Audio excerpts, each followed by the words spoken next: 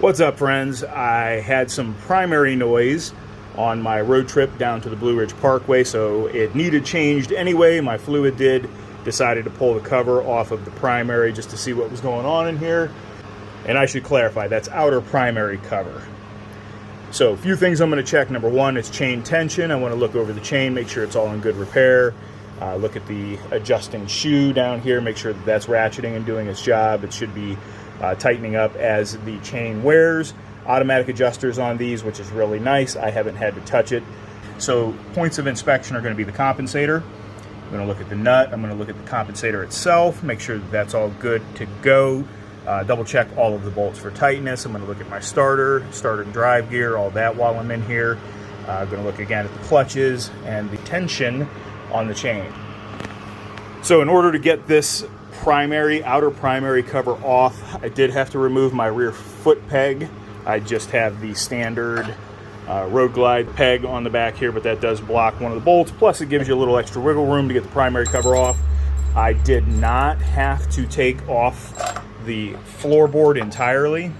As you can see, I just loosened and removed the rear bolt in there. It gives you plenty of angle to twist, turn, and move the actual footboard out of the way. It gives you plenty of room and clearance to get the primary cover off. I did not have to remove my heel shifter either, but that's all the further I had to disassemble the bike to get the primary outer cover off. I do have a new gasket that I'll replace. I have a new derby cover gasket because you'll have to fill through the derby cover once you have this replaced. But I'm going to go through and see if I find anything wrong with this primary drive. Okay, first visual inspection didn't look too bad. I don't see anything too crazy. As you can see, I took the automatic adjuster out. Pro tip on these, use a tie wrap, cable tie, zip tie, whatever you want to call it. Wrap it around, leave the pigtail out, that way you can see it. I actually have the service manual, and this is, believe it or not, this is the Harley way.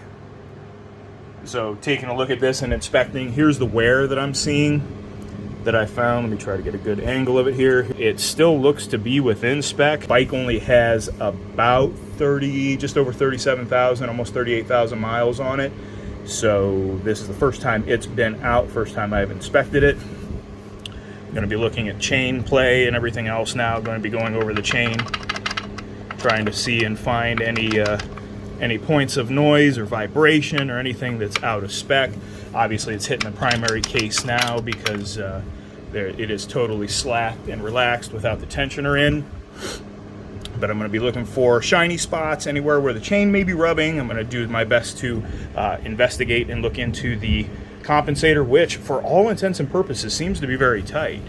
The early models of the twin cam engines did have an issue with that nut backing off, so I may verify the torque specs on that just to make sure it's all good. My 03 Road King Classic, this is a different design than what it was, but that was delivered without any kind of locking, Loctite or any kind of locking compound in the compensator nut, and it did back off, and it sounded, I thought I had a spun bearing, the bottom end of the motor, because it was the same sound to me at that point in time as a spun bearing. This does not sound like this. This almost sounded more like chain slap hitting something, so I wanted to make sure the adjuster was within spec. There was no significant cracks, wear, and it does seem to be working as it is designed to do. So I think everything's in good repair and good order, but I'm going to dive a little bit deeper here. All right, reinstalling primary chain tensioner. It will continue to ratchet down as it gets ridden, so it won't be necessarily tight right off the bat. I found no evidence anywhere of anything hitting, rubbing, causing any excessive noise. The only thing I saw, let me get in here, sorry for the wiggle, but I did see one vein, there we go, I'm going to have to come out on this side of it. One vein of the compensator has a little bit more wear than the rest. The rest of them appear to be pretty evenly worn. So I'm going to continue to monitor that. It is obviously documented through this, but that's the only thing I saw that would have been any kind of concern as far as making any additional noise. And for that, I'm not going to pull the compensator apart. It's not deeply grooved with my finger in there. You can kind of see it looks much worse in the video than it actually does in real life. My nail barely feels that. So I don't see anything causing any additional noise. So perhaps it was just due for a fluid change. There was some metal in the pan and when I got done draining everything, but again, nothing that looked excessive. There was some on the drain plug as well, the magnet of the drain plug. I like the improvements. This is the first time I've been inside of the 15, like actually had the cover off of this. I like what they've done. Harley did some pretty good things on the inside of here as far as improving the quality of the primary drive system. Compensator is one, the automatic adjuster is another. I'm running that original adjuster. I did not decide to replace it. It's still got over 50% wear before it gets into any trouble.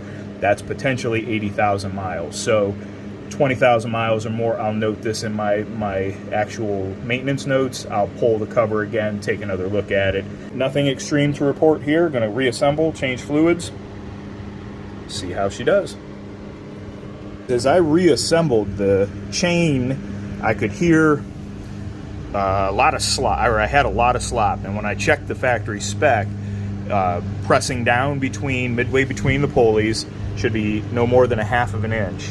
So when I was moving the chain though up and down as it would be as it was running, I could actually hear it smacking the next tooth here on the compensator. It was actually making a chain smack noise. So what I did was I ran my adjuster up 1 notch. I pushed it up 1 notch, and now that's gone. And I'm still within spec on chain play. Was that the issue? Maybe.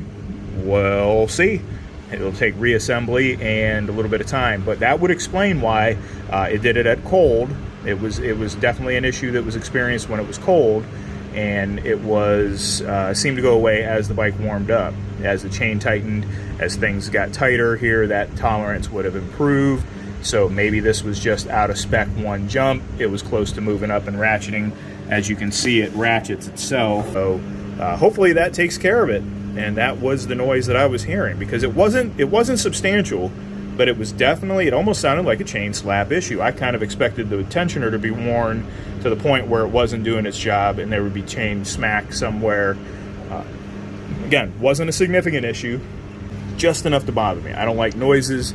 I don't like things that are out of adjustment, things that are leaking, any of that kind of stuff. So I always dive into it and make sure that within reason, everything I can is within spec and adjusted properly so that you don't have any of that. So this is seems pretty good. I'm pretty happy with that.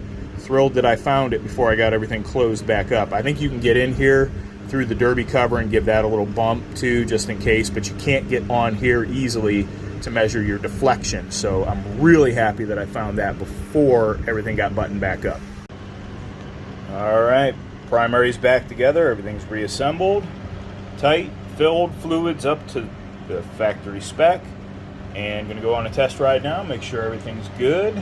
I did test fire it, and just a word to the wise, always pull in your clutch lever, regardless of whether you think you're in neutral or not.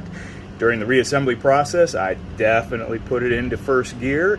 Had I not had a hold of the clutch lever to start, it would have definitely taken off on me. So just always practice that one simple step. Save yourself a lot of headache and hassle. All right, it's a day later. I'm happy to report that the noise has not returned. I've hot and cold cycled the bike a few times. I've only got about 20 or 30 miles on it though since reassembly, so I'll continue to monitor that, and if there's any updates, I'll make a new video to refresh that. But at the same time, there's no runs, no drips, no leaks. All 3 fluids have been changed, primary, transmission, and oil, and I'm ready to put some miles on it. So this weekend, I'm going to get out, get some miles on the bike, and see if that noise returns, and just enjoy it. So be safe out there, brothers and sisters who ride. Make sure that your head's on a swivel. It's going to be a crazy busy weekend around the state of Ohio. All the Hall of Fame stuff is going on, and you got all kinds of out-of-state people traveling. So be careful. Keep those knees in the breeze and the shiny side up. I'll see you on the road.